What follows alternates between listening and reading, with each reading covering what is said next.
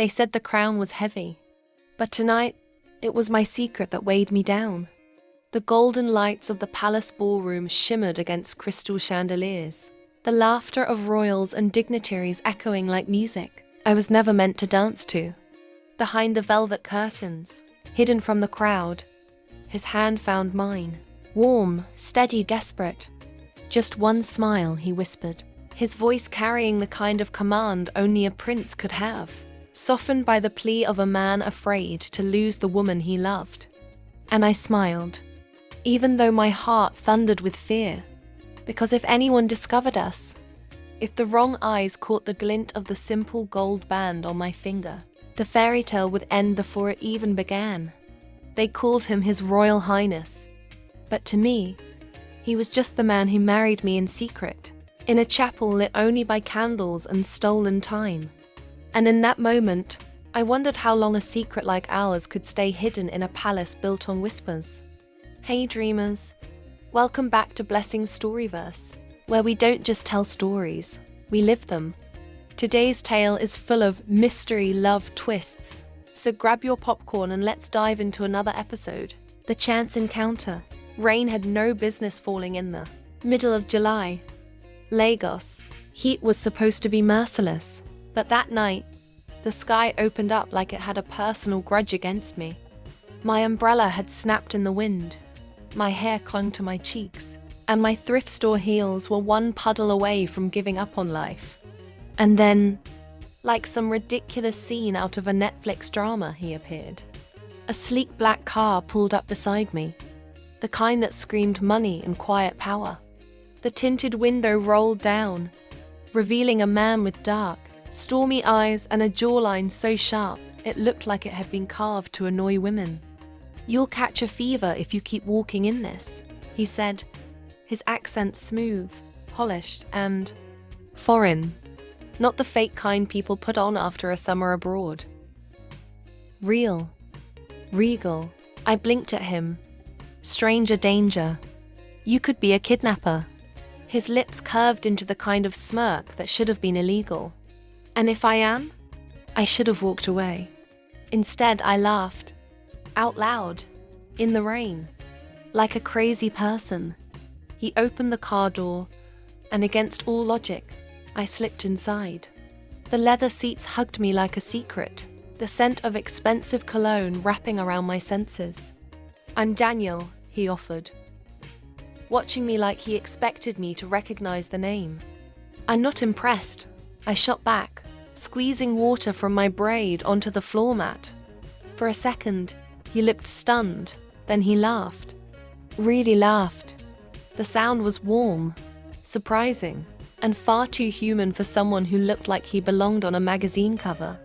That night, I didn't know Daniel wasn't just a man with a nice car. I didn't know his full name carried titles, power, and a crown that wasn't supposed to be mine.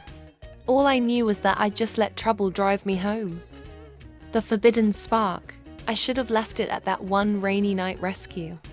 A polite, "Thank you," a quick goodbye, and never see him again. But no, the universe had jokes. The next morning, I walked into my favorite coffee shop, the only place that made cappuccinos strong enough to keep me awake through my boring office job, and there he was. Daniel, Mr. Perfect Jawline, sitting in the corner like he owned the place. And judging by the way the barista practically bowed when taking his order, maybe he did. "Stalking me already?" I asked, sliding past him toward the counter. His smile was slow, deliberate, the kind that made your stomach flutter whether you wanted it to or not. "I could ask you the same, but I'll take it as fate." I snorted. Fate wears better shoes. Mine are peeling. To my horror, he looked down at my worn-out flats like they were some rare artifact, then back at me with a kind of curiosity I couldn't shake. He wasn't looking at me like most men did, like they were sizing me up. No. Daniel studied me like I was. A puzzle. And puzzles were dangerous. Still, when he offered me the chair across from him, I sat. Against every ounce of common sense, I sat. We talked. About everything and nothing. He asked questions like he actually cared. About my job, my family, my stupid dream of writing one day. His laugh was addictive. And the way he leaned closer when I spoke made me forget that men like him didn't usually waste time on girls like me. But then, his phone rang. A foreign number flashed on the screen, followed by a tone in a language I didn't recognize when he answered. His entire posture shifted, stiff, commanding, like a man used to giving orders. When his eyes flicked to mine mid-conversation, something in my gut whispered that I wasn't just having coffee with Daniel. I was sitting across from trouble. Trouble dressed in expensive suits and secrets he wasn't ready to share. And yet, when he hung up, smiled at me, and asked if we could meet again tomorrow, I heard myself say yes. That was the spark. The moment the line between common sense and madness blurred. The moment I knew I was playing with fire. The royal reveal. It didn't take long for the cracks in Daniel's perfect mask to show. For one, no ordinary man had drivers who just happened to appear whenever he needed them, or bodyguards who pretended to be random people in coffee shops. I wasn't blind. I noticed the way they scanned the room, how they bowed their heads slightly whenever he passed. Still, I didn't press, because part of me didn't want to know. That changed the night he invited me to dinner. Not just dinner. A 5-star rooftop restaurant with a waiting list longer than my landlord's threats. Daniel, I whispered, clutching the wine glass like it was my last defense. You can't seriously expect me to eat in a place where the waiters have French accents heavier than the menu. He smirked. You'll survive. You look beautiful, by the way. I nearly choked on the complimentary bread. Men like him didn't throw words like beautiful at girls like me. But his eyes, dark, steady, too intense, told me he wasn't joking.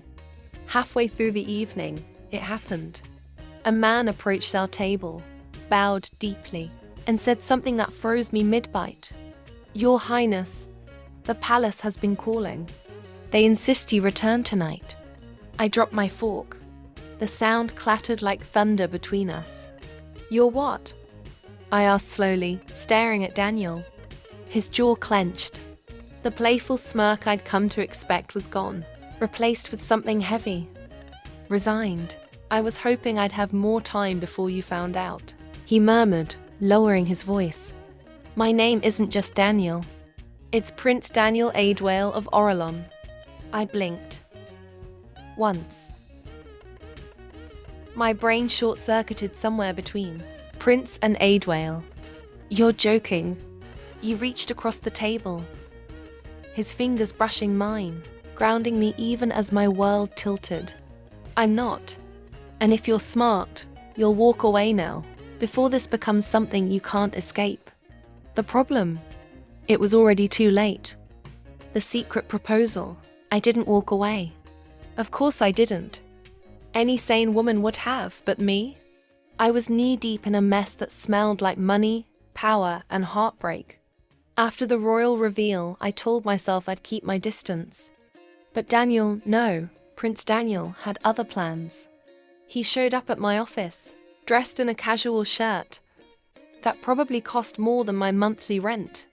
My co-workers nearly fainted when they saw him leaning against my desk like some GQ model. Lunch? He asked, as if he hadn't dropped the biggest bombshell of my life days earlier. I wanted to say no, but my lips betrayed me with a shaky fine. That lunch turned into dinners. Dinners turned into late-night drives with him at the wheel, escaping his security detail just to watch the city lights with me. Somewhere between laughter and stolen kisses, I forgot that he belonged to a world I could never touch. And then, on a quiet night in a little chapel on the edge of the city, he changed everything. Marry me, Daniel said, his voice low, urgent, as if the walls themselves might betray us. I froze. Excuse me. His eyes burned into mine, fierce and desperate. Not tomorrow. Not in the palace. Not with the world watching. Here, now. Before they can tell me who. I'm allowed to love. My heart galloped against my ribs. Daniel, this is insane. You're a prince. You can't just... I can. He cut in, grabbing my hands. I love you. And if I wait, they'll never let me choose you. They already have plans, titles, politics. But tonight, in this chapel, I can still be just a man. And you can still be mine. I should have said no. I should have reminded him of reality. But when he pulled out a simple gold band, no jewels, no crown, just love raw and reckless, my voice betrayed me. Yes, I whispered. And just like that, with a priest who looked half asleep and candles flickering like they knew our secret, I became his bride. No tiaras, no carriages. Just a hidden kiss sealing a dangerous vow. The world would call it scandal. But to me, it was the most beautiful mistake I'd ever made. The palace whispers. If weddings were supposed to feel magical, ours was terrifyingly quiet. No cheers, no trumpets. Just 2 rings, 2 trembling vows, and the kind of secret that could shatter kingdoms. For a while, it was perfect. Too perfect. Days of stolen laughter. Nights where he was just Daniel and not His Royal Highness. But perfection never lasts, especially in a palace built on politics. Because the whispers started. The first came from his driver, an accidental slip of Your Highness. Should I drop Madam at the palace? When I was climbing out of the car. The second was from a palace maid who saw me leaving Daniel's quarters at dawn, her eyes wide, her silence too loaded. And then came the worst. An article in one of those scandal-hungry tabloids. Mystery woman spotted with Prince Daniel. Secret lover or just a fling? My stomach dropped as I stared at the headline. The photo was blurry, but it was me. My braid, my thrift store bag, my awkward laugh frozen mid-frame. They can't know, I whispered, shoving the paper at Daniel. He took it calmly, too calmly, like a man who'd spent his entire life dodging daggers disguised as gossip. They suspect, not know, but it's only a matter of time. His eyes darkened. My father already wants me engaged to Lady Ifeoluwa, the perfect princess they've chosen for me. If he finds out about us... I swallowed hard. Then what happens to me? Daniel didn't answer.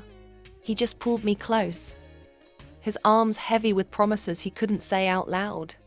That night, as I lay awake in his arms, one truth settled deep into my chest. Being his secret bride wasn't just dangerous. It was a countdown. And the palace walls were already closing in. The rival bride. If I thought whispers were bad, I hadn't met Lady Ifeoluwa yet. She arrived at the palace like a storm wrapped in silk, graceful, beautiful, and armed with a smile sharp enough to cut glass.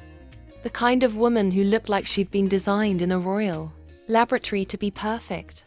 And unfortunately, she wasn't just perfect. She was chosen.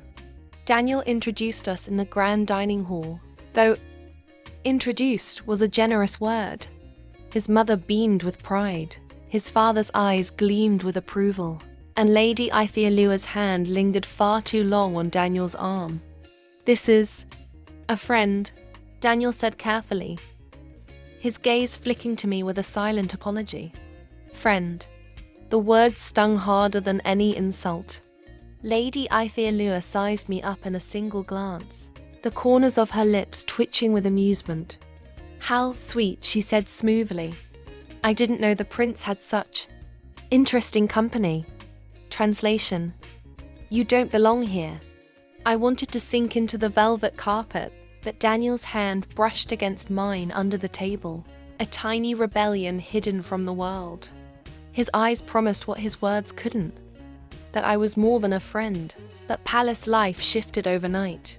Suddenly, Daniel's schedule was full of luncheons, charity galas, and cozy photo opportunities with Lady Ifeoluwa. Every magazine cover declared her the future queen, while I lurked in the shadows like a mistake waiting to be erased. One evening, as I slipped out of Daniel's chambers, I caught her waiting at the end of the hall, her eyes sharp and knowing. "You think you're the first?" she whispered, stepping closer.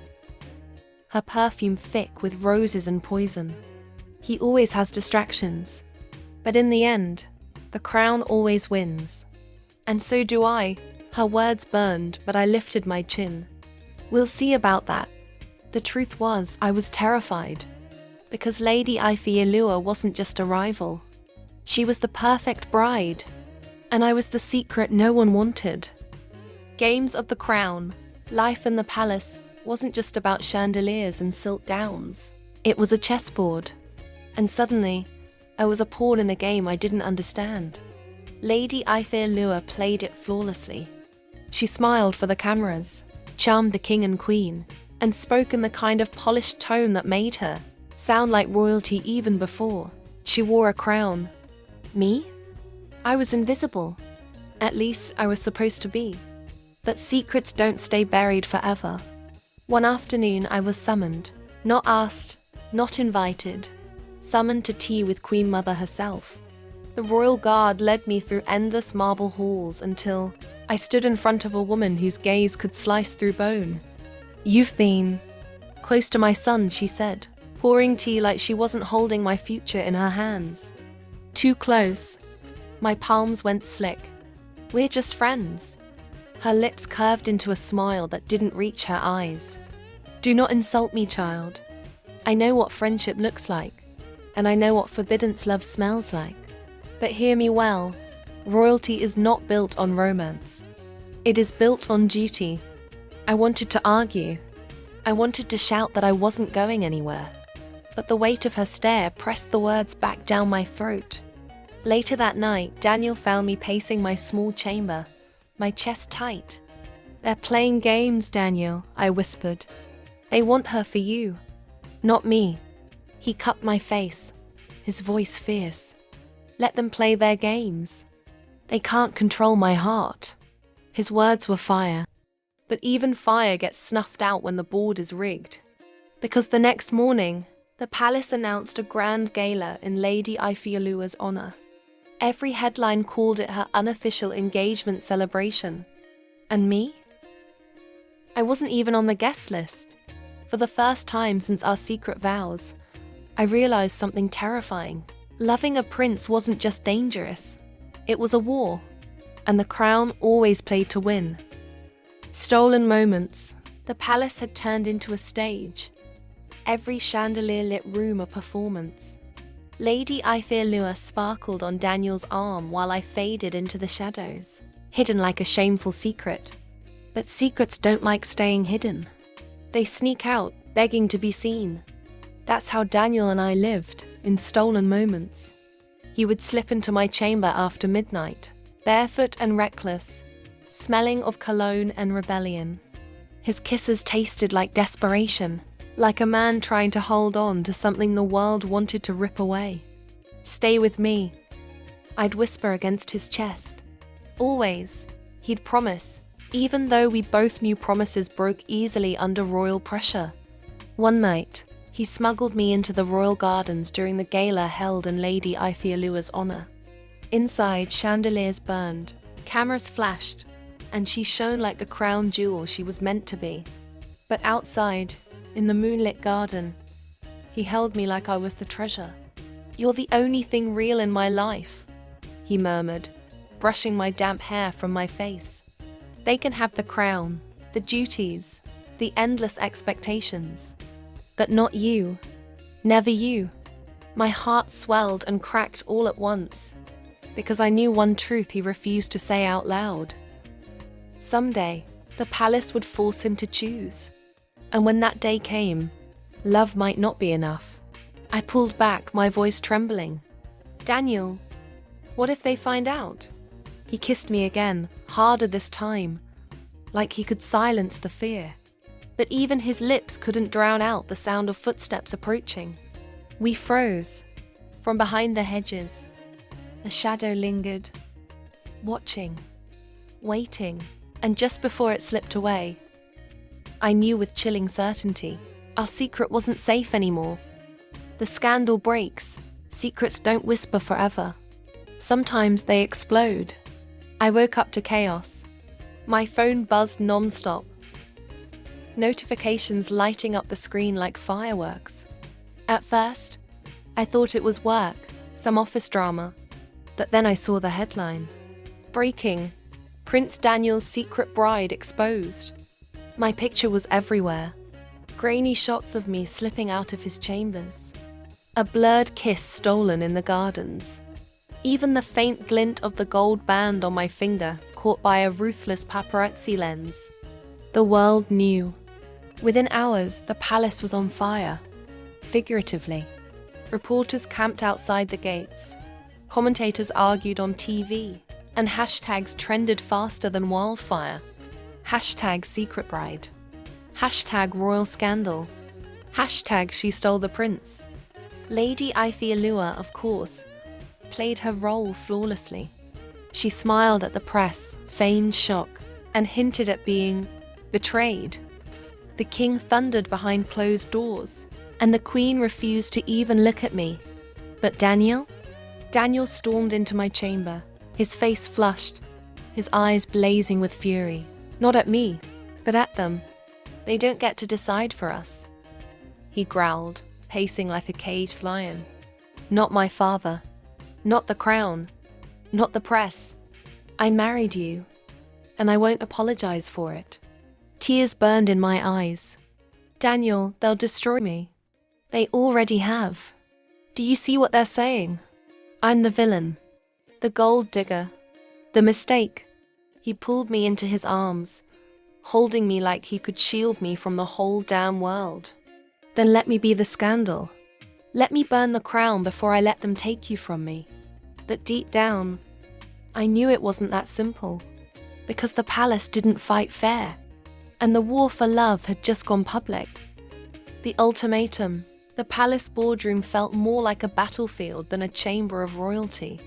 I sat at the long oak table, surrounded by stony-faced council members, the queen stiff in her seat, and the king at the head, his gaze as sharp as a blade. Daniel sat beside me, his hand gripping mine under the table, steady and defiant. The king's voice cut through the silence. Son, you have embarrassed this family, the crown, and the nation. You were betrothed to Lady Ifeoluwa, yet you broke sacred tradition to wed this outsider. His eyes flicked to me with cold disdain. I wanted to shrink, but Daniel squeezed my hand tighter.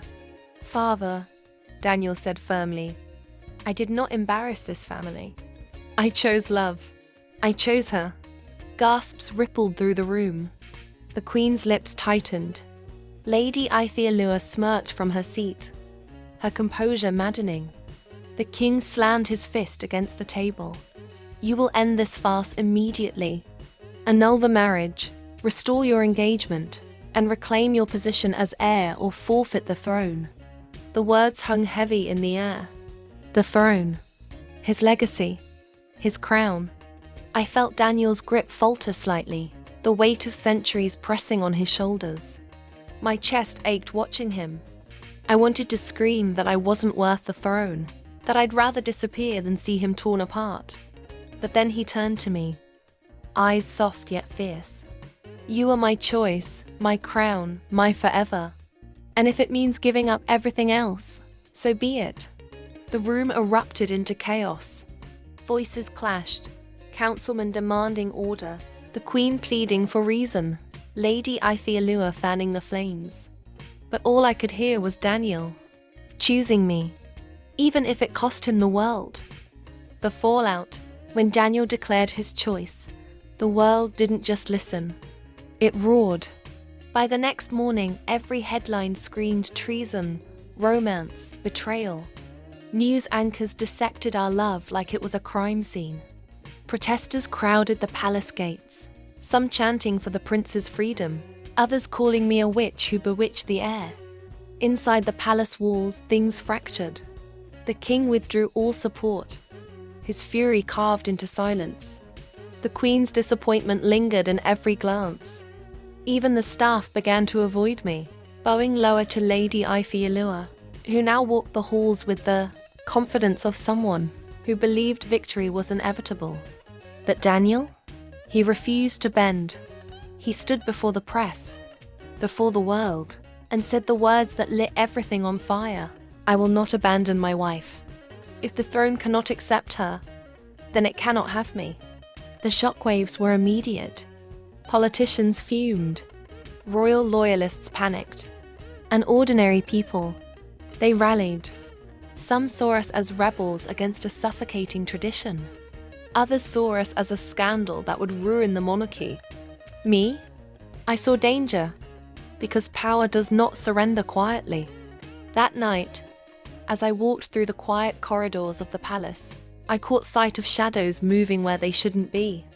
A hushed voice, a flash of steel, a name, mine, spoken like a target. My blood ran cold. This wasn't just about titles anymore. It was about survival. And for the first time, I realized loving a prince didn't just cost him his crown. It might cost me my life. The reckoning. The palace ballroom had been turned into a stage for my destruction. A press conference, hastily arranged. A sea of cameras. Politicians, royals, and nobles lined the gilded walls, waiting to watch Daniel bow or watch me fall. Lady Ifialua stood beside the king, radiant in her crimson gown, her smile polished to perfection. She looked every bit the queen the world expected. Meanwhile, I sat in the shadows. The scandal, the mistake they wanted erased. The king's voice thundered over the crowd. Today, my son will restore order.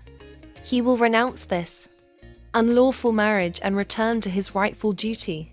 The hall went still. Cameras zoomed in on Daniel, capturing every heartbeat, every breath. But instead of bowing, Daniel stepped forward, pulling me out of the shadows. Gasps rippled through the crowd as he laced his fingers with mine.